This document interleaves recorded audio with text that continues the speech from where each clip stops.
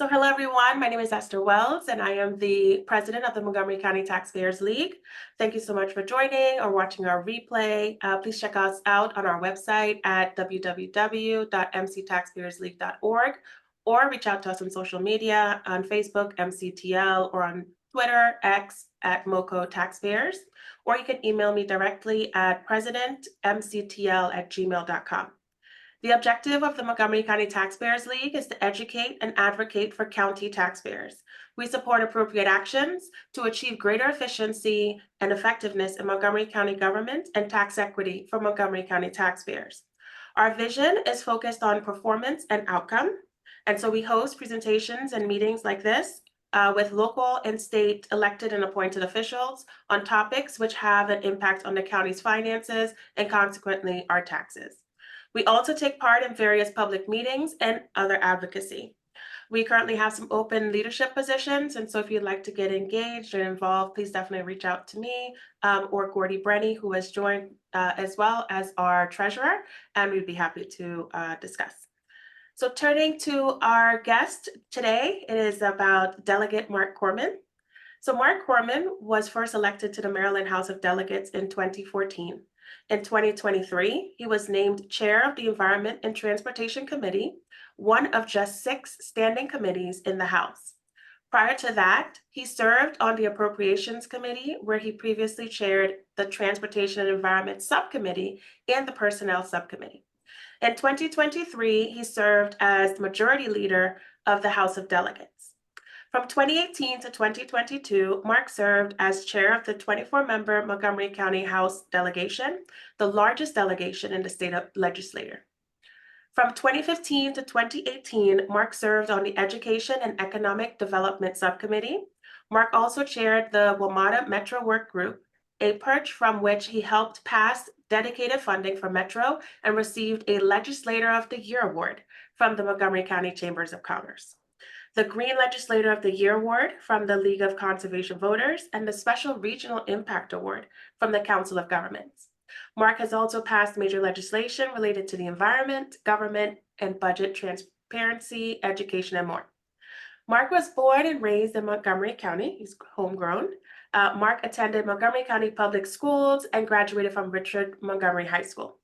He attended college at the University of Southern California and returned to Montgomery County while working on Capitol Hill. On Capitol Hill, Marc worked for 2 Democratic members of Congress on an array of policy issues, including transportation, healthcare, and the environment. He earned his master's degree in government from Johns Hopkins University. He went on to receive his law degree from the University of Maryland, where he was awarded the Public Service Award. He currently practices law at a firm in Washington, D.C., and has been a co-recipient of the firm's Pro Bono Award. Marc lives with his wife, Rebecca, his son, Harrison, and daughter, Abby, in Bethesda. Welcome, Delegate Korman. Thank you for joining us this evening to discuss Maryland state legislation and answering questions submitted from the community. We hope this meeting is the first of many conversations and engagements. Over to you, Delegate. Good evening. Thanks you for having me. I should probably, after that introduction, just hang up the Zoom right now, because that sounded pretty good when you hear it in sort of from a third-person perspective, as opposed to living through it. But now it's great to be with you. I know that your organization spends a lot of time very focused on the county and county council issues. So I'm, excited to have a dialogue with you about some of the things going on at the state level, and welcome, increased involvement there. We had our District 16 town hall last night, and one of the residents was asking about, do we really want constituents to get involved, or do we really want to keep things kind of opaque and hard to navigate? And I'm on the side of I want constituents to be involved. I actually get a thrill when I see someone from District 16 in particular, but anyone from Montgomery County who I kind of know and recognize signed up to testify on a bill or advocating in Annapolis or whatever it is. And Annapolis isn't that far away, and you can actually have a pretty big impact there just by getting involved. So happy to be with you and look forward to the conversation. Awesome. Thank you for that. Yes, I had registered to join, but the Public Safety Day wore me out earlier. So hopefully I'm able to cover some of the same content here. But yeah, I definitely appreciate the level of engagement that you specifically have, whether it's on social media, being highly responsive, to emails and questions. So we thank you so much for joining us. So we have received some submitted questions from the community that we'll go ahead and get started. So the first question is for county priorities. So can you help the how can the delegation let me ask again. How can we help the delegation set priorities for the new legislation? So for example, hot topics right now are property taxes and if there's any reform that can be done, including the role of the State Department of Assessment and Taxation as it interfaces with county permitting, privatization of the alcohol or beverage services, and MCPS compensation, other policies and practices that contribute to poor literacy and math proficiency in low-income schools. Sure. So I think there's a few different ways. I mean, one is we do have a formal priorities hearing every year in the fall, the House and Senate delegations. We call it open mic night because people can come to talk to us about anything. Now, oftentimes people come and talk about a local bill that's already been introduced, but we also just get sort of general comments and feedback from people. So that's a very sort of formal way to do it and an opportunity we have as part of our sort of fall delegation slate of meetings. We also have our local bill hearings, our transportation meeting with the state. All those things happen in the fall.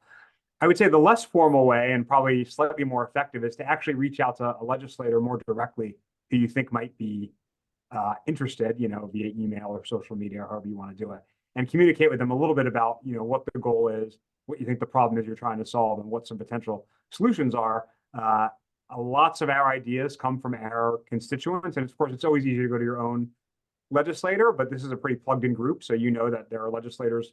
There's now 26 delegates from Montgomery County, 9 senators.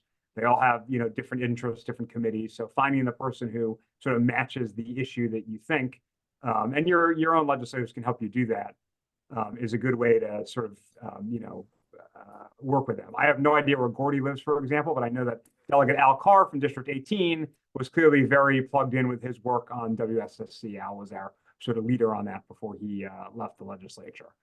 Silver Spring, Mark. Yeah. Are you in the District 18 part of Silver Spring? I believe so. Okay. So maybe you were he was your delegate, but I know that lots of us have interests, beyond just our own constituency. And so reaching out to the legislators more individually to talk through the issues in the bills and kind of what the potential solutions are as well, I think is a good way to do it. So there's the formal setting in the fall and then the more informal sort of outreach that folks can do. And, we're not like, we're not like members of Congress. Like, we're very accessible.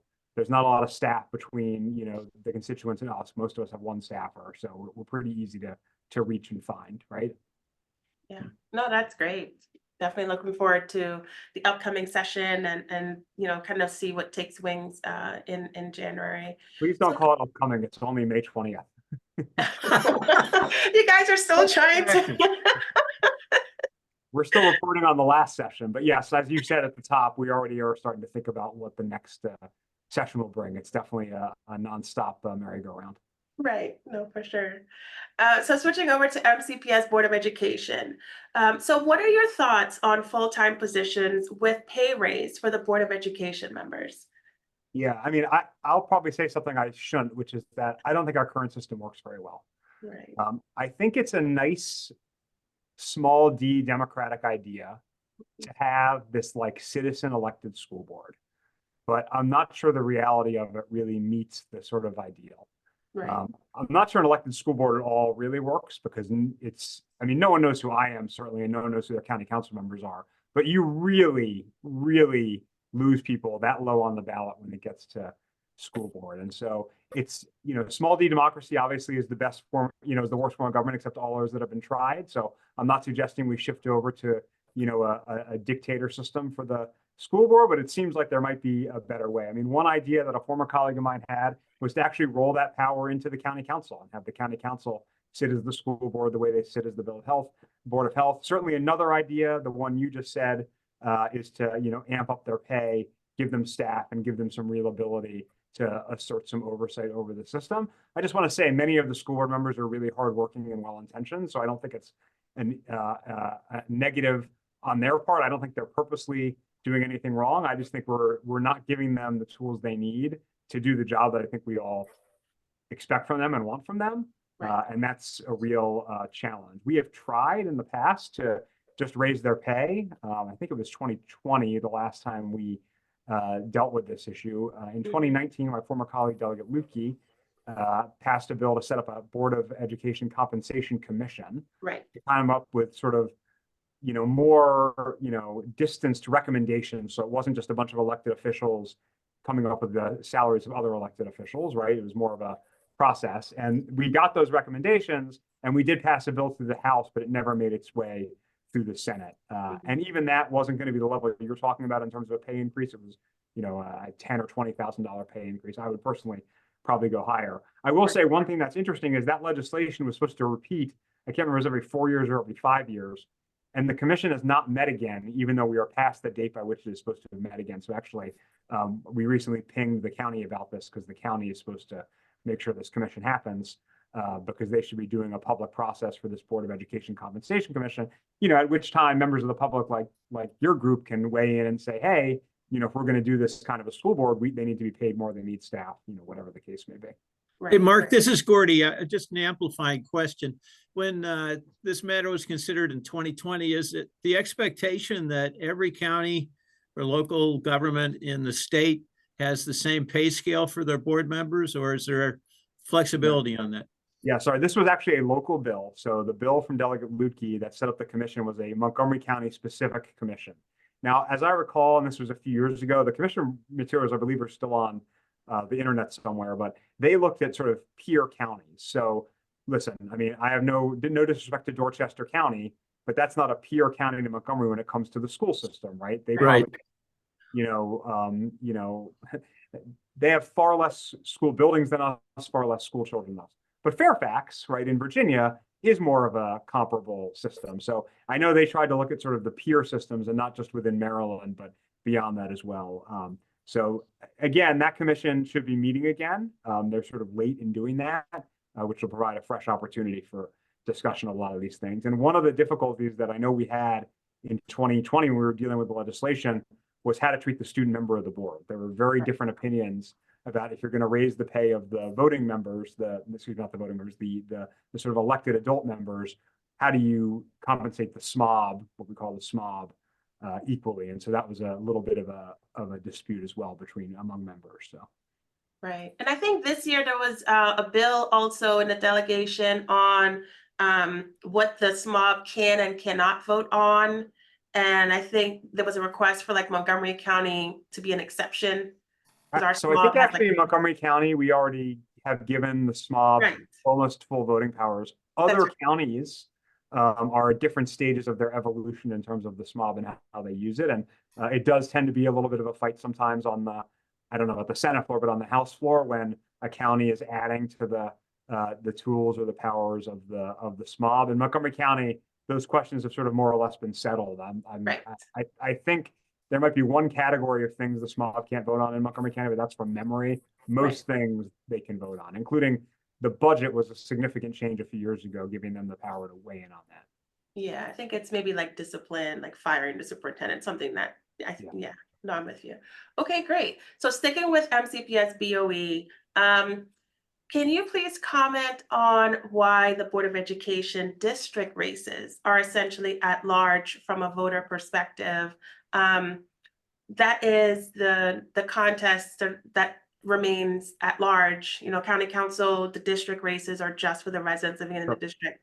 Can you comment on that, your thoughts? Yeah, I mean, it's a strange artifact of history. We've actually tried to change it before. I'm going to get my years a little bit wrong here, but I believe in 2021, there was a bill from Delegate Crosby from St. Mary's County that was on the House floor that dealt with county commissioners and those rules. And Montgomery County, as you noted, our county council members, the district seats are elected in district, but there are county commissions around the state, a handful of them, where that's not the case. They have districts, but the county commissioners are elected at large. An amendment on the floor was put on that bill to require the same of school boards, to say that if school board seats had district seats, they needed to be elected by that district. Now, you could also just shift them to all at large. That's another way to deal with that. That bill passed the House with that amendment. It did not pass the Senate.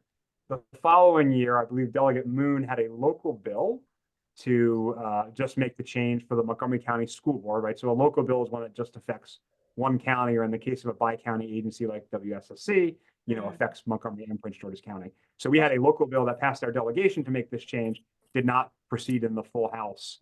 But so there's been definitely discussion about this within the past few years about, is a change, is a change sensible? And, I think I don't have, a ton of firsthand knowledge of this, but I know a lot of the discussion about it is that it's really discriminatory to not let it, to say someone is representing a district, but not let that district elect that person. And you have situations around the state. I'm not sure if this is the case with our school board seats, but it's definitely the case with some of these commission seats where the commission districts would probably elect, say, an African-American commissioner, but because everybody in the county votes for it, that doesn't happen, and it ends up, they never get an African-American commissioner. I'm kind of paraphrasing here. I don't want to cast particular aspersions on anybody, but that was what a lot of the discussion was about when we had this bill.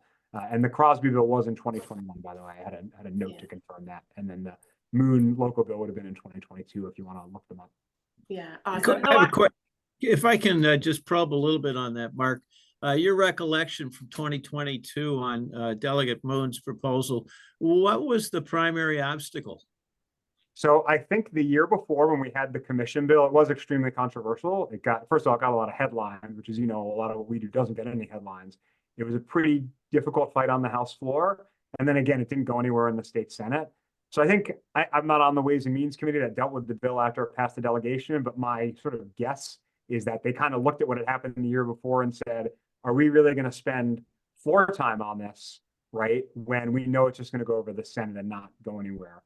And just, I'll just pull back the curtain a little bit. Like, a lot of how we kind of debate priorities and what's going to move out of committees is the amount of floor time it's going to take, because we, are pretty regimented in our schedule. We're not Congress. We don't always come back the following week to keep fighting, right? We're not even the county council. We're there for those 90 days, besides this occasional special session. And so we're pretty regimented in our schedule. And if one committee is going to send out 17 bills that are going to eat up hours of floor time, that means the other 5 committees can't send out any bills, right? And so you have to sort of balance all of these things. And so sometimes we do send bills out to the House floor that we know are going to be a big fight in the Senate or won't pass the Senate, but we don't always do that because it's time you're not going to get back as we sort of march through our 90-day calendar. That's great insight. Thank you. Yeah, and kind of just going back to the Board of Education at large, I agree with your point in that an issue, or the number one issue for someone in District 1 up county, is probably totally different for an issue for another parent down county, right? And so I agree that if we were to focus on the district, that at least you will have that representation of, whether it's busing or it's academics or it's, turf or whatever that issue is for that district. It sometimes just feel like it's unique, but we have to paint with a broad brush. Right. So, obviously for years, there was an effort to rebuild Poolesville High School, right? It was a very old high school in the county. So if you had a district that was sort of anchored in Poolesville, and of course the population has to work out, so it wouldn't just be Poolesville, it would have to be, 1/5 or 1/7 of the county or whatever. Making the big issue of the campaign, what are you going to do about Poolesville High School, would make a lot of sense. Right. But since you need to get votes from countywide, there are plenty of people in Silver Spring, no offense, Gordy, who don't know that Poolesville's in Montgomery County. So it's not going to be very compelling to hear that there's a fight over Poolesville High School. My thing actually is the minor reform I would make that I feel like wouldn't be that controversial is just take the district numbers off the ballot, because when people go to vote, they are very confused. Yes. And I have often people ask me, how do I know which district I'm in? I don't know, so I didn't vote. Oh, yeah. No, I agree with you. We even did that with our voter guide. It's just to kind of say, like, when you see this name, right? Like, don't focus on the district, because people are like, oh, I can only vote for my district. I'm like, no. Right. So a lot of education happens there. So I agree with you.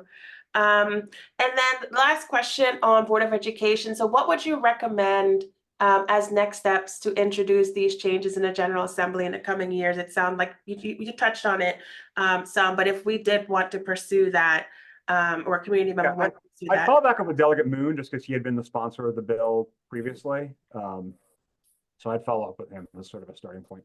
Okay, so just in general, if we are aware of a issue and it's previously been introduced, the best place to start is the last delegate or senator that previously touched it, that's still there? Yeah, I mean, there's a little sort of legislator courtesy that goes on where someone else has sort of staked their ground on an issue. I mean, if you have a different opinion on the issue, that's different. I mean, obviously, if my bill was going to, require all at large elections or something, that's different. But if you're really a proponent of this person's bill, it's unusual for another delegate to sort of introduce that bill without kind of communicating with the prior sponsor beforehand. It's kind of like a legislative faux pas to do that. So I would recommend starting with Delegate Moon. But if he tells you he's moved on to other issues, he's no longer interested, then yeah, there's other members obviously you can follow up with. Okay, that's very helpful. Okay, so let's switch gears to fees versus taxes. I know this was a delineation made in the recent General Assembly, as the Senate President stated that, by and large, he was not interested in raising taxes. However, there were some fees that were introduced for various reasons. And so from your perspective, what's the difference between fees versus taxes? I'll pause there and just get a big definition. Yeah, I mean, honestly, it's a little bit of a academic exercise to try to define the difference. I think there's sort of a user fee description for some things versus sort of a broader based tax, but you can also see the word surcharge. You can see the word assessment. Actually, one of the things that we described as a fee this year, the current existing local version of it is called an assessment. So I think it's a little bit academic. I mean, my joke was, if folks only want to support fees and not taxes, then we can do an income fee, a sales fee, and a property fee. I think for most people, money out of pocket is money out of pocket. And what's most important is that you, one, to the extent possible, minimize the harmful impacts of a fee or a tax. But every tax or fee has some harm to somebody. None of them are ideal. And then what is the revenue for? I think, at least in my experience with my district, people are very interested in supporting particular things, but they're not interested in seeing revenue be raised for the sake of revenue being raised, right? But if there's a reason for that revenue, a need for it, at least in my district, and I know my district's not the same as everywhere in the county or everywhere in the state, people are very interested in, okay, that is a source of revenue, that is a fee or a tax that is going to go to pay for, school construction or to pay for the metro, whatever it is. I find people supportive of that and more interested in that conversation than, is it a fee? Is it a tax? Is it a surcharge? Is it an assessment? But none of these are perfect. I mean, none of these are perfect. No, that's very helpful. And so, for example, one of the bills that you sponsored this year was in response to the transportation fund gap. So HB 1215, the retail delivery fee and transportation network company impact fee to help close the transportation fund gap. Closing. So can you talk about kind of the genesis of that, how you came up with that bill? I believe ultimately a portion of that did pass this year. Can you update the community on that?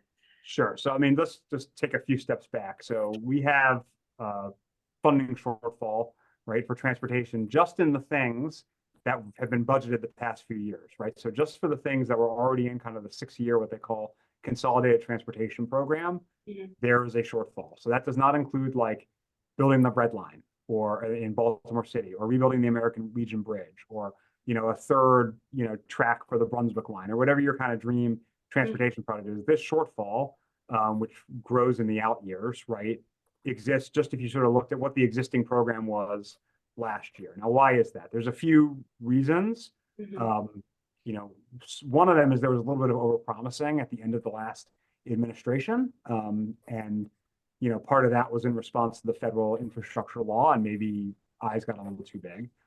But the two other reasons, which are significant, is one, gas tax revenue is just not growing the way people thought it would 20 years ago. And that's partly because of zero emission vehicle adoption, but really that's a small piece. It's really because of improved mileage of vehicles. That's a good thing for society, right? It's a good thing overall, but it does have a budget impact.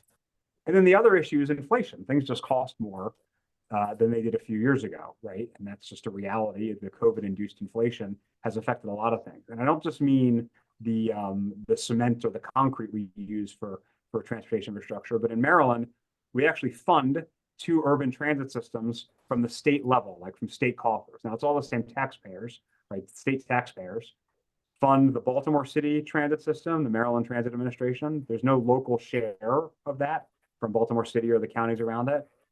And in the case of the 1/3 of WMATA, our local transit system that Maryland kicks in for, there's no local share of that. Montgomery and Prince George's County don't kick in any revenue for that. That's different than Virginia, right? In Virginia, it's a split between the state and the county. So that's a big cost, but it's also one that was hit pretty hard by inflation, right? Because there's a lot of people involved in those operations. So their pay was going up. Again, there's a lot of benefits to that for people, but there's also a budget impact. So my goal going into the session was to try to find ways to chip away at this funding gap so we could do primarily the things we already said we were going to do, and then maybe start thinking about what are the future things that we want to do. And so, you know, I worked with my colleagues to honestly just look around the country for what the different ideas and possibilities were and try to come up with a package that, you know, we thought made sense, raised serious revenue, and, you know, was, you know, not overly harmful to people, right? There's certainly a way to do it, which is you can just quadruple the sales tax, right?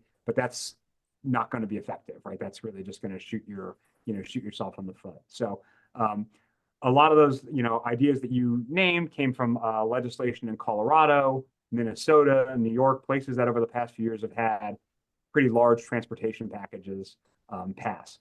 What ultimately happened, just to press fast forward here, is a few of these ended up in what's called the Budget Reconciliation and Financing Act, or the BRFA.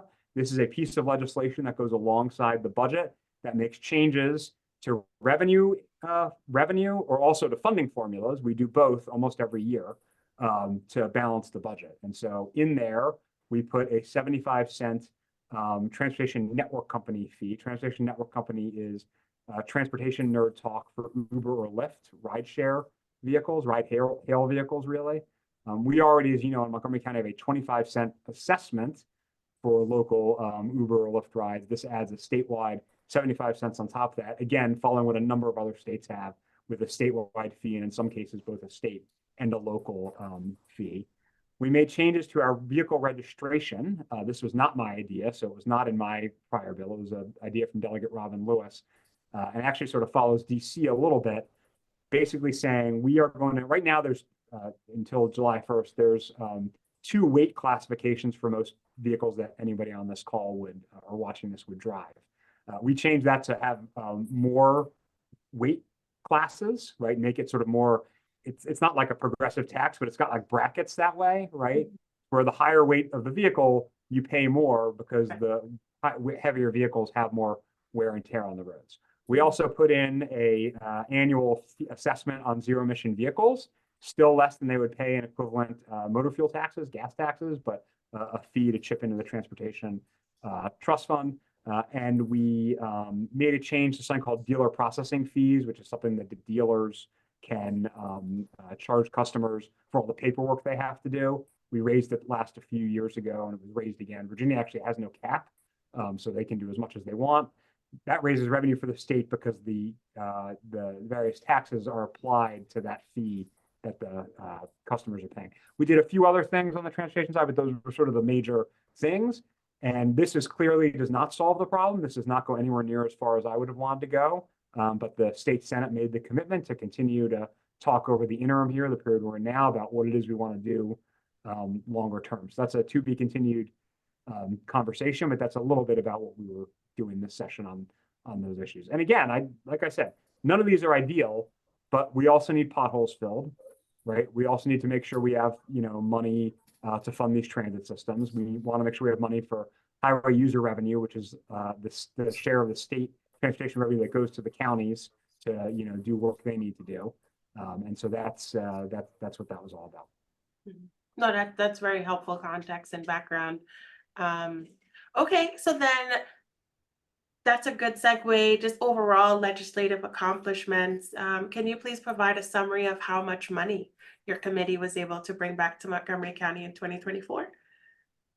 So, you know, for 9 years, I was on the Appropriations Committee and spent a lot of time working to bring money back to Montgomery County, and I still work that way. But I do just want to say, as the chair of the Environment and Transportation Committee, I don't have a lot of opportunity to bring money back, you know, through the committee work. And again, these revenue sources actually ultimately went through the Appropriations Committee because they were part of the BRFA. But, I do think overall, put it in context. Many of our programs are weighted for equity, right? And what that means is they look at what's the relative wealth of places around the state, right? And who can afford to do what. And so when you look at our education formulas, part of what happens is, yes, many individuals in Montgomery County are not doing well and are struggling. But when you look at it in the aggregate, we are, depending on how you measure it versus Howard County, the wealthiest or the second wealthiest county in the state, right? And so when they figure out when the formulas are adjusted for equity, that pulls our number back a little bit more because they expect the county to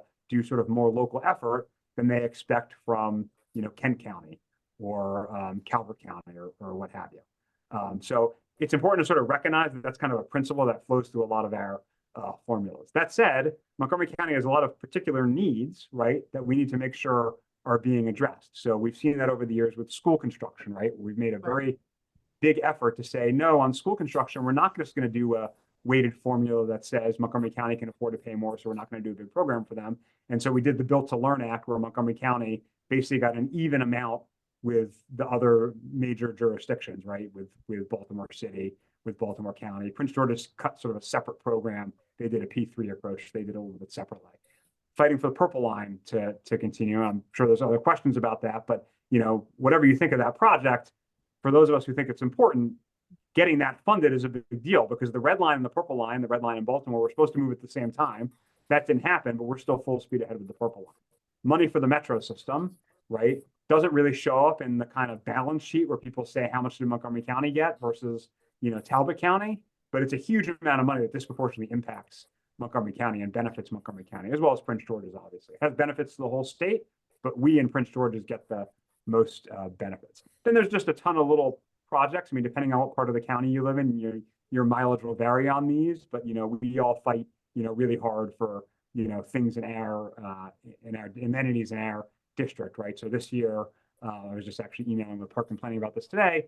We got money in District 16 for Merrimack Local Park, which is in desperate need of a refresh, repaving of the courts, ADA access, and then other refreshes. And so we got that last year.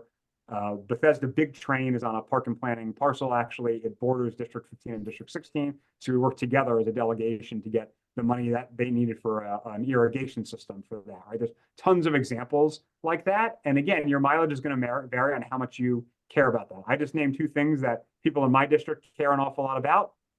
None of you, I think, on this call, because Joan's not here yet, live in my district. So they may not be, as important to you, but your own legislators have their same, similar list of funding priorities. And that's, beyond the money from Montgomery College that, the state obviously provides. And we were able to sort of mostly protect that formula, which was due for some cuts under the governor's proposal. Obviously, the large amounts of money in school aid, library aid, public safety aid, all of these aid programs that, the entire state benefits from, that of course the county does as well. Yeah, no, definitely. I think for me as a commuter working in DC, the Brunswick line, that is like my number one thing. I need options.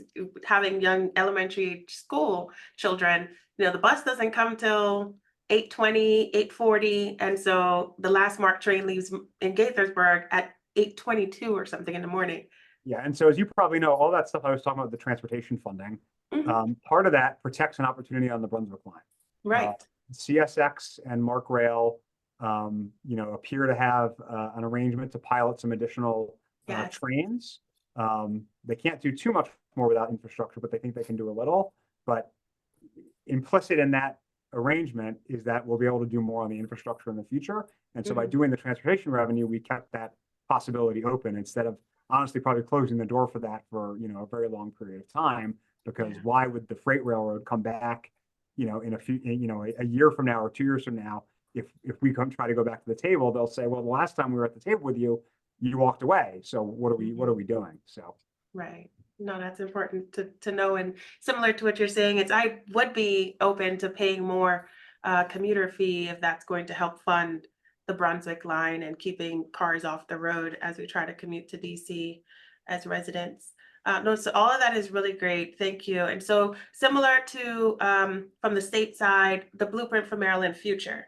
Can you please talk about the funding challenges for the state over the next, I believe it's 10-year commitment? Is Montgomery County and MCPS on track for implementation? Do you anticipate any delay from the state in implementing and funding the blueprint? Sure. So actually, we actually made a delay in some of the implementation this year already, addressing some realities related to the ramp up of the pre-K program. And part of it is, as you probably know, the private providers have been a little slower to sort of sign on. And so rather than spending money on nothing, we pulled back the implementation, which reduces the, the overall state and local costs. It's a big commitment. There's no question. I think the goals of the blueprint are very good. We talk about the money a lot, but I'll just restate, some of the goals, right? Compensating teachers more. Obviously, we want to draw better teachers. That's, a good thing to do. Prioritizing investment in the students who kind of in the aggregate need it the most. Every student is different. So I'm not saying that if your child doesn't have what I'm about to describe, everything is perfect, but we know on average, a child from an economically disadvantaged home or an English as a second language speaker or a special needs student costs more to educate, right? And so devoting more resources to those student populations, I think is important. Building a curriculum that creates a real pathway from pre-K all the way to either college or vocational school or whatever it is the student wants to do. I think those are all really worthy goals. They do cost a lot of money. That's why I like the accountability implementation board that can focus really sharply to make sure that the money is actually moving us in a positive direction. And we've had discussions in Annapolis that, we were a year late in starting because of the last governor's veto. Plus we had COVID, which was obviously, a pretty big curveball. But it's been a few years. And so we're getting to the point where we do need to sort of assess and say, is this working the way we hoped? Are we sort of meeting the marks here? Or is this not doing, what we wanted it to do? And I think that's going to be a constant, state of kind of looking at things and making adjustments as we need to. But again, to go back to the sort of broader conversation of what we're willing to spend money on, at least when I go door to door, people are very willing to spend money on this. They just want to know that's money well spent. And that's why the AIB, the Accountability Implementation Board, can be very useful here. But I think there's a lot of, promise here. But we assess every year and we'll continue to assess, is it working the way it's supposed to, and does an adjustment need to be made? And like I said, we made kind of the first major slowdown adjustment this year with this, slight pre-K change. We've done some things previously that were almost add-ons, right? We did sort of a technology budget increase. Once COVID happened, we realized how important that was within the blueprint. But this is the first time we've kind of said, well, wait, something's not going as we want it to. Let's slow the implementation of that and, reassess. Marc, this is Gordy. I just want to probe a little bit on the accountability board. Every plan that's been submitted by MCPS to the board is void of any performance targets for improving proficiency in math. Nothing there. And in fact, the latest push that we made was to tie the appropriation that the council made to MCPS to performance. And we made zero progress there. At the local level within Montgomery County, there doesn't seem to be any interest by the council, the executive, or the school board to tie money to performance. We hope that the accountability board will introduce some formulation standards so that when money's allocated, it comes with strings, with performance outcomes. Any hope there at all that they're going to get to that point? I think that's probably part of the idea. I don't want to speak for them, but I think that's part of the concept behind it was making sure that when we were sending money, the locals were sort of doing what we wanted them to do with that money, or weren't just sort of sending money that they could kind of shift around for other things. Whether that's going to be a sort of straight like pay for performance, it's pretty challenging because I think you don't always know, and there's lots of ways to build this kind of flexibility into it. I'm not saying it's impossible, but you just don't always know what's within the school system's control versus what's just really not. And I'll give you an example. The big example is obviously the pandemic, but I'm not going to use that. When the Great Recession hit, there was a huge bulge in the student population because there was a big shift in the wealthier parts of the county from private school to public school. And that was a big thing for the county school system to absorb. That was really not within their control. So I'm not saying that necessarily affects math score performance. I'm just using it as an example of the kind of thing where we would just need to be careful if we're going to build a true performance-based approach that there's adequate flexibility to explain if a performance metric isn't met, why that might be, and not just automatically say we're penalizing the dollars. I think Luckily, taxpayers Leggett, would love that flexibility, but we aren't even at first base here. yeah, well, luckily Ike Leggett is the chair of the Accountability Implementation Board, so we've got a great guy working on it. And you probably don't know Rachel Heiss, but she is the former Department of Legislative Services staffer who is really sort of the staff architect of the blueprint, and she is now the staffer for the AIB. So Good. really well positioned to make sure that it actually, does what she told us it would do, for the last 10 years while we were working on it. Thank you. Yeah, that's great to hear. Okay, so then moving over to economic development. How will $6 million for operations and another $3 million for capital approved in the state budget for the University of Maryland's North Bethesda campus of the Institute of Health Computing increase jobs in commercial employers? Sure. So, the Institute of Health Computing is kind of a partnership of College Park and UMBC putting an office in North Bethesda, which is the place where 3 different legislative districts meet. So it has a lot of supporters. And it's an exciting opportunity. I mean, I think the goal is to, obviously there'll be people who work, particularly at the Institute, but I think the real goal is the spin-off potential, the spin-off businesses, the other things that will want to be located, in that ecosystem near the Institute for Health Computing. And so the ongoing operating dollars are really important because this was an idea and everyone said they liked the idea, but there was no money for the idea.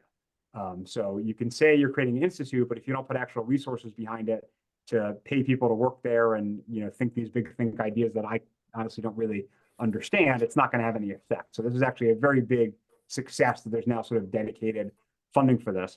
The $3 million in capital is because, at least for Montgomery County, the long-term goal is for there to be a building, possibly over the new North Bethesda metro entrance, that would house the Institute and hopefully other businesses that want to be near the Institute or spin off from the Institute, and hopefully grow that area into a little bit of a health computing kind of node within, Montgomery County and the state of Maryland. So, I'm sure that some really clever economist can sit and tell you today what they expect the economic value to be of having something like the Institute for Health Computing. I'm personally a little skeptical of projections like that.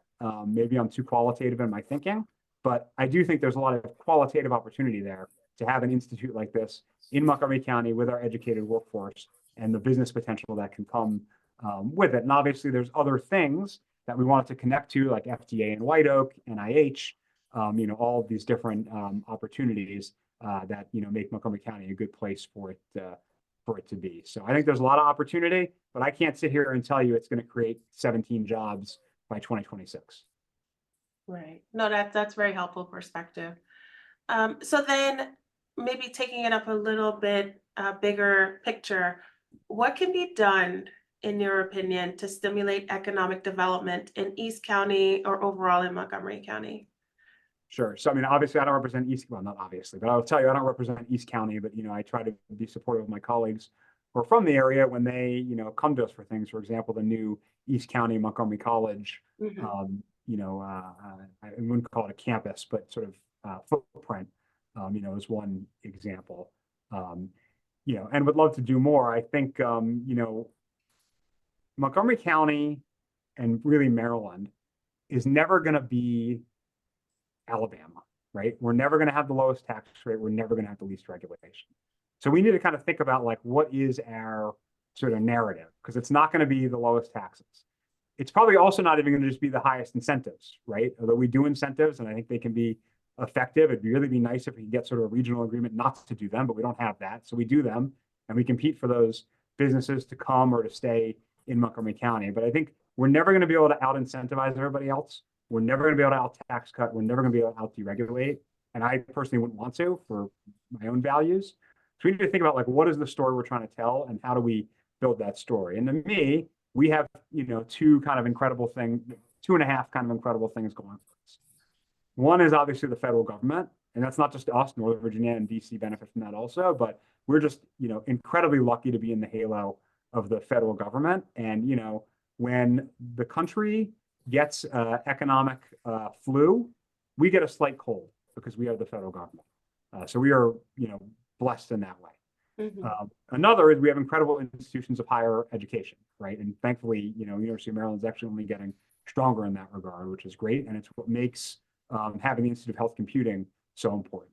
And then the half, and I'm not sure why I'm calling it a half, but we do have still a school system that has a lot of strengths. It also has a lot of challenges, but a lot of strengths, and a very highly educated workforce that has both grown out of that school system and sort of been drawn to the region because of that school system. And so focusing on those kind of gems that we have and figuring out how to convert that into more economic opportunity, I think is kind of the key. And I don't have all the answers on that, but that's why I think when I look at the Comptroller State of the Economy report and you see talk about like the cost of childcare and the cost of housing, to me, those are things that we can focus on and benefit from rather than just saying, let's cut taxes. And I know there's a philosophical disagreement that I have with a lot of people on this, but I just don't think we're ever going to be able to cut our tax rate low enough to be competitive with the places that are just predisposed to low tax rates. So I'd rather see us focus on some of these other quality of life issues that can go along with a growing economy. So I'm not sure that was an articulate way of saying everything that's churning around in my head, but that's kind of my basic view on what Montgomery County has to kind of do to sort of step forward into the 21st century. Right. And I agree with the logic, right? So I think right now, as a taxpayer, as a community member, I acknowledge and I agree that, okay, we're not at the lowest tax level, cost of living is higher, but we need to be able to kind of reconcile that to say, well, at least our kids are, proficient in reading, or at least we have something to show for it. And less it feels like we're able to say that, which is where I think some of the frustration is coming from, where we're like, okay, we're going to pay all this taxes. What do we have to show for it? And so as part of economic development, it's how do we incentivize more people to want to live in Maryland to help lighten the load? Because as we know, in order to generate more revenue, either you increase your base or you raise your taxes. And so from a property tax perspective, we recently did both. And so to me, I'm like, okay, now that you have more money, you said it was for schools, how do we then, hold them accountable and ultimately ensure that the baseline factors for our future workforce from our students or certain areas of the county that can see more prosperity overall contribute to that economic development is where I think a lot of the attention and focus needs to be. Sure. Okay, so then we will turn to one of our Gordy's favorite topics, WSSC. And so I tried to follow the conversation with the county council this year. I think over the last few years, they've requested double-digit increases from ratepayers. And so our first question is, can the state prepare a contingency plan to protect taxpayers from ad valorem tax increases if WSSC becomes insolvent? Sure. So let me just say, there's nothing I can say on this call that Gordy doesn't already know about WSSC. And a lot of what I know about WSSC actually comes from him because I'm on an email listserv where he provides lengthy discourse on this all the time. And so I'll just say, I think the idea of sort of contingency planning is, a good one. I don't know, how close they are to kind of the insolvency that, is being described. Again, I kind of defer to the experts, including on this call for that. But I mean, I think it's always kind of a good idea to have your kind of plan in place of what you're going to do. WSSC is a weird beast. I've tried to explain this to people because right now, as you probably know, in Baltimore City and Baltimore County, they are trying to debate their future water system. They have a relationship where the city owns and runs everything and the county kind of pays the city and doesn't have a lot of control over it. And Baltimore County is looking at WSSC and saying, that's our model. That's what we should do. And so I've tried to tell some people that, like, yes, there's probably some attributes of this that are an improvement over what you have, but it's not all sunshine and roses. And here are some of the challenges that, the system has. And you should just be aware of these as you're designing your future state. You don't want to create the same problems, right? So the one, this is probably for the question on this, it's one Gordy always highlights is, basically, I think if the councils do nothing, it kind of defaults to what WSSC wants, right? So the system is not really prone to the counties getting in there and actually pushing on WSSC to do better and making a different decision and getting a different rate level. So if you were going to design the beast from start, which is what they're doing in Baltimore City and Baltimore County, you might be able to design that a little bit differently. I know there's also the concept of you just separate them. I don't know if the infrastructure works that way. Certainly in Baltimore City and Baltimore County, it does not, right? Baltimore County needs what Baltimore City has when it comes to the infrastructure. So there's definitely a lot to dissect there, but I know someone on this call spent a lot of time dissecting it. Yes, no, that's very helpful. And maybe this question will be for you, Gordy, or Mark. I know, like, so WSSC, it's not a utility, right? Like Pepco or Washington Gas. It's a nonprofit. Yeah, I mean, Gordy, you tell me, I would almost describe it as a quasi-government entity, an authority basically created in state law. There are some limited purposes for which the WSC is like subject to the Public Service Commission's jurisdiction, but they don't go to the Public Service Commission for the rate setting function the way Pepco or BG&E do. Right. That gets done through the county councils. No, that's absolutely correct. And the way Joe Beach, the former CFO and then deputy general manager, would characterize WSSC, he'd say basically it's a government agency, and our financial management practices are rooted in government accounting practices. So Joe would, as a pro forma basis, reject out of hand any return on investment criteria for capital investments. He'd say that we're not expected to make money or returns on these capital investments. So basically, it is a government agency. It's challenged. When you call it a beast, I know you're just trying to be colorful, Mark, and it's hard for us accountants to be colorful. But basically, it's a divided governance between the two counties, and it's owned and operated by the two county executives. And the governance model that is most challenging is, what is the role of the councils? Yeah, I mean, one quirk that I learned about during COVID with it is that they didn't benefit from a lot of the aid programs that other water utilities did benefit from, right? And so when people were falling further and further behind on their bills of all types, a lot of water utilities benefited from government programs that helped offset that, and WSSC didn't. Now, WSSC's challenges, I know, predate that, and obviously they have a lot of old infrastructure, but there's just a quirk in their governance that I learned about during COVID, that they just don't benefit from some of the programs, even though they are, kind of a government agency. They don't benefit from a lot of these things. So it's interesting. Yeah, we would urge you to think hard about the default budget. The default budget, in our opinion, is doomed to fail. It always results in brinksmanship until the month of April, and that's when the county executives get together and agree on what they're going to adopt, so that they don't have to default to WSSC's request. But WSSC basically throws something out on the table annually and then lets the counties who have no background in water utilities, sewage operations, fight over it. They have no skin in the game, honestly, because of the default legislation. I know it was well-intended legislation. I heard Nancy Florine extemporize on this when she was on the county council. She was actually favoring keeping it because she thought you had to have a backstop if the councils didn't agree, or the counties didn't agree. But my feeling is that it results in a zero-sum game. Well, I wonder if you could have a different, we could talk about this, I'm going to run out of time here, but I wonder if you could have a different sort of third-party backstop, right? So, a lot of times when there's negotiations that go to brinkmanship, then they have to go to like a third-party mediator or arbitration, right? As opposed to, well, what WSSC requested goes. Now, I don't know what that entity would be that would have the knowledge. Maybe it's the PSC. I don't know. But no, anyway, please no. We can talk more about what some potential reforms might be. All right, thank you. Awesome. Yes, and definitely try to be mindful of time. Maybe we'll do 2 more questions. How do I choose? Maybe transportation to Purple Line.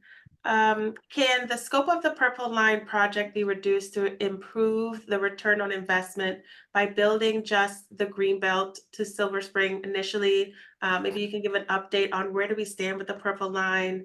I think there were recently that there were delays and overruns and costs. Yeah, you really couldn't change the scope of the project now without costing the state billions of dollars, because there's a contract in place. Even if you wanted to do that, which personally I would not, I want to see the full Purple Line from Bethesda to New Carrollton. I think that's a really important cross-county connection. And I think it's going to open up a lot of economic opportunity as well as, commuting opportunity for people. Where are we with the Purple Line? Obviously, this is a very long conversation, but, you rewind back to when the Purple Line was approved by Governor Hogan, made some cuts to the project, but did allow it to go forward. There was a court case. Obviously, that caused a lot of challenges, including, I think, to people's surprise, and it was eventually overturned, a stay on, any work. That was unusual, and again, it was overturned by the Court of Appeals. They got in there and started working. COVID hit. Construction contractor walked away. The state said while they were finding a new construction contractor, they were going to do some of the utility work. The new construction contractor comes online, they get to work, they go in there and say, wait a second, you didn't do the utility work. So the latest delays and cost increases that you've heard about were all related to that interim work not being done by the state, like the state said they were going to do. And so they basically had to pay the contractor, the construction contractor, to do that work and allow additional time for that work to happen. It's not just the cost of doing the work, but it also slows things down. So the good news is right now, I mean, if you drive along that corridor, you'll see there's a lot of action. There's a lot of things happening. We get a report every other month. I always try to post on Facebook and Twitter and Threads that shows the status of the project and how they're doing schedule-wise. They do not expect any further costs or delays related to sort of that backwards-looking work. The big mystery, and the the Secretary of Transportation is Paul Wiedefeld, who was the general manager of WMATA, right? So he just went through this with the Silver Line, right? So this is the mystery. So with the Silver Line, that was not built by Metro. It was built by the Metropolitan Washington Airport Authority, with their construction contractors, and then handed to Metro, right? And then Metro had to sort of test it and make sure it was safety certified and start running trains on it. Well, similarly here, MDOT is not out there actually doing the building, right? They're kind of overseeing it. So he wants to sort of keep the possibility open that when we get it sort of handed over to us and they start running trains on it, that they're going to find some additional challenges.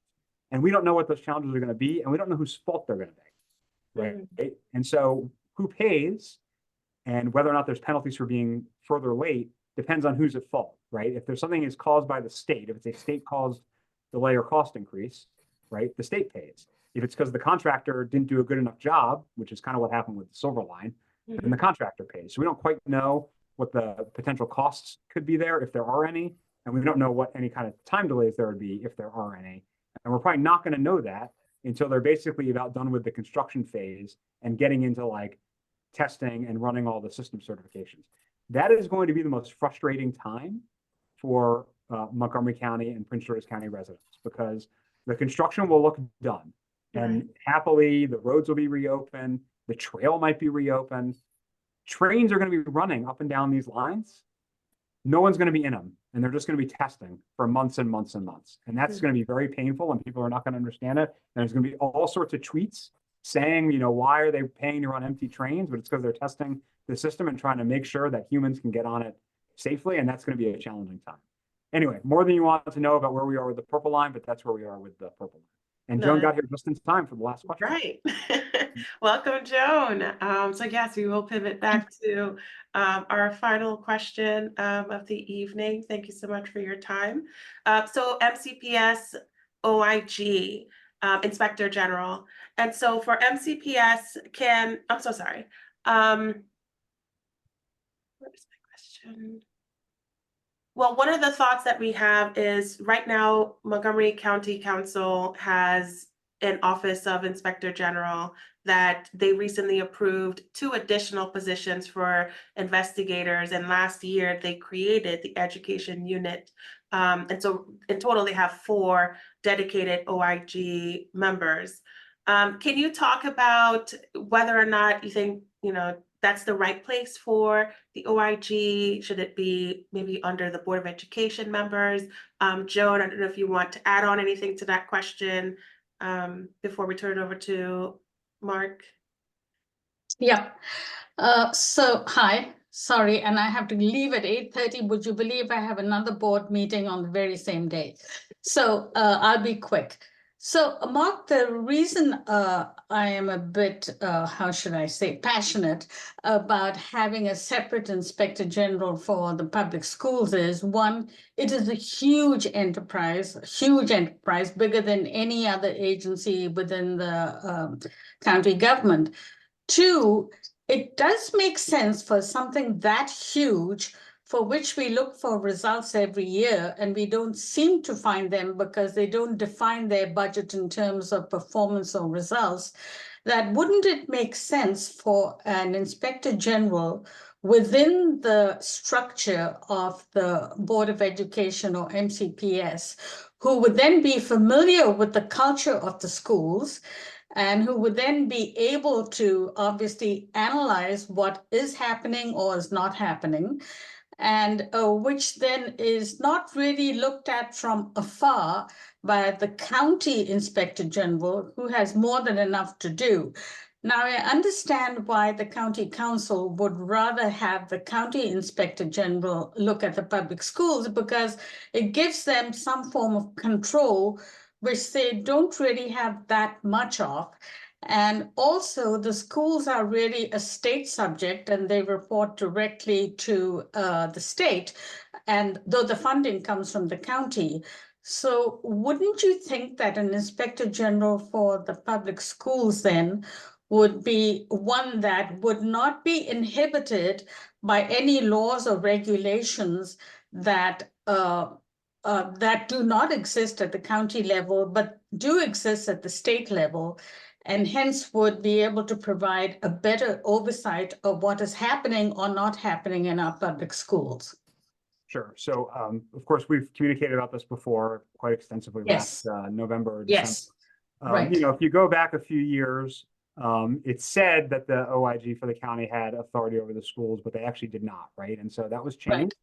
Ben Right. Kramer, Senator Ben Kramer, was really the leader on that. And I look to, you know, Ben as my guide on a lot of Inspector General issues. As you all know, he was instrumental in getting the WSSC Inspector General, HOC Inspector General oversight, as well as the park and planning. And so, you know, I've spoken to him about this quite a bit, you know, partly in response to our discussions last year, Joan. And I think there's a feeling among many that there's nothing wrong with having an MCPS specific OIG. It's just that we're right now in the middle of the implementation of letting the county Inspector General have authority over MCPS. They have just hired these people. The authority is a few years old. It's not new, but it's only a few years old. They've just hired these people. I think half of their investigations in 2022 were related to MCPS. So I think my sense is, at least among legislators, is there's not a desire to kind of come in again and basically restart over again by messing with the current implementation that's going on. I don't think that's at least from the state legislator side of things, I understand why the county council feels different. I don't think that's we don't want MCPS to have its own Inspector General. Because I think you've seen, we've put plenty of Inspector Generals in particular kind of agencies that are not directly controlled by the county, right? WSSC, park and planning. But I think we're just in this weird moment where we gave the Inspector General this power. I actually don't recall the history of why that decision was made in the first place instead of just creating an MCPS OIG, but that was the decision that was made a long time ago. And then to reinforce a few years ago with Ben Kramer's bill, they're staffing up. So I just think there's a desire to not sort of, you know, blow up what they're doing and like give this a chance to work. That's my sense of things. Certainly that was my conversation with, you know, Senator Kramer at the end of last year when he and I were, you know, having some dialogue about this based on my emails with you. And as I was saying, Joan, before you got here, there is a little bit of legislative courtesy. I would be very personally hesitant to put in a bill related to an MCPS Inspector General without Senator Kramer's sort of involvement and support, given his, frankly, you know, good record of leading on those issues. And just ask him. I don't say that about everything he does, but on this issue, he's been great. Awesome. Okay, I do understand that, but have you actually talked to the members of the Board of Education and asked them their opinion of whether they would like to have their own Inspector General? That's one. Two, I can understand why you wouldn't want to interfere in what's happening right now, and that makes sense. However, the current Inspector General is really not doing what that office should be doing. They are basically repeating what the contractor or the consultant did regarding the Beetleman investigation. They don't look at controls. They don't look to see whether there are any controls in place. Well, they did for the Beetleman investigation, but the school system is much more than Beetleman. So they're not looking at controls. They're not checking to see if they actually have them in place for all the major processes. Yes, I can understand the county council saying, let's look at what the schools are doing, and we have given them 4 people, to which I would say, fine, move those 4 FTEs to MCPS, let them have their own inspector general and let them have oversight, because I believe as long as we have part-time, underpaid members of the Board of Education, we are not going to have the oversight that we really need for an organization as big as MCPS. Sure. So this is strictly from a non-political point of view. Yeah, so and we talked a lot before you were on here about the nature of the board's oversight. So first of all, I'll have to take your word for it on MCPS reports from the county office inspector general. I'm a little surprised because I've looked at other OIG reports, over the years on issues, and they often have recommendations related to controls, but I'll take your word for it. In terms of what the county board is interested in, the great thing for them is that they can ask us for legislation, and they do, all the time. So they have a process to seek local bills. This would be a local bill, one that only affects Montgomery County. So if that is of interest to members of the school board, they have a process. They work through a woman whose name is Patty, who's their government relations person, and they can make requests of us for bills. So have not heard that from them. My most recent conversations, sadly, with school board members have been about bomb threats at the schools in my district, including my daughter. So that's been what I've been talking about, not OIGs. But it's definitely, obviously oversight of the school system. I don't want to repeat everything we talked about earlier, but oversight of the school system is obviously a very significant issue. And the current model, and when I say the current model, I mean this underpaid, understaffed, part-time elected board is not able, they're not given the tools to do what I think a lot of people want them to do, unfortunately. Yeah. And again, I'll just repeat that that's no ill will towards any of the particular board members. I don't think they're being given the tools in law and policy. It's not any of their particular shortcomings or lack of effort on their part. Yeah. So politically, would you support full-time board members being paid more than a nominal salary? Yeah, so I don't want to cut off the conversation, but we had a lengthy dialogue about this Oh, okay, okay. at the top. All right. And Okay. generally my All answer right. to that is Okay. yes. And I'll send you the video of this meeting. Okay, all right. Yeah, we'll definitely. All right. So, Okay, that's yeah. all I have to say. Thank Okay. you, Joan. And we did, sorry, went over a few minutes, but definitely want to give you the last word. Delegate Korman, thank you so much again for joining us this evening. It's been a great conversation. Thank you for all the responses and ways that we can get involved. Is there anything that Montgomery County Taxpayers League can do to help you get the word out, help community members stay plugged in and connected to the Maryland General Assembly? Yeah, I mean, I'll just say participate. I used to tell people Annapolis isn't that far, but now a lot of things can be done virtually as well, including virtual witnesses. So I would just encourage people to, be plugged in and participate in the process. And again, that's the formal process, the hearings and everything, but also the informal process of reaching out to legislators are interested in issues, you or your organization care about, to work with them to advance the ball on those things. Thank you so much for having me. I appreciate it. Thank you. Have a good evening. Good night. All right. Yeah.